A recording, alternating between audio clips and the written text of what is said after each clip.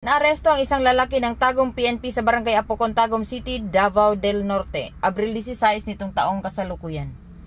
Kinilala ni Police Lieutenant Colonel Jeffrey C. Latayada, Chief of Police ng Tagum City Police Station, ang suspect na si alias Elmer, 52 anyos, isang civil security unit at residente ng nasabing lugar.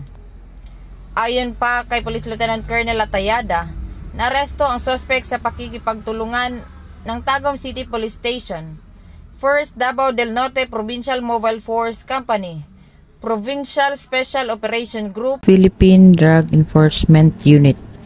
Dagdag pa ni Police Lieutenant Colonel Latayada, na-recover mula sa suspect ang 2 pakete na hinihinalang shabu na may bigat na humigit kumulang 2 gramo at may standard drug price na 13,600, 6 na peking 1,000 bills, isang Honda TMX motorcycle na gamit sa operasyon at buy bus money. Kasalukuyang nakakulong ngayon ang suspect sa Tagum City Police Station upang dumaan sa tamang disposisyon at maharap sa kasong paglabag sa RA 9165 o Comprehensive Dangerous Drugs Act of 2002.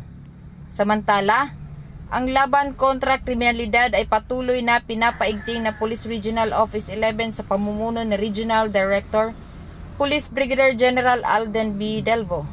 Alinsunod ng kampanya ng Bagong Pilipinas na panatilihin ang kapayapaan at kaayusan tungo sa pagsulong ng bansa.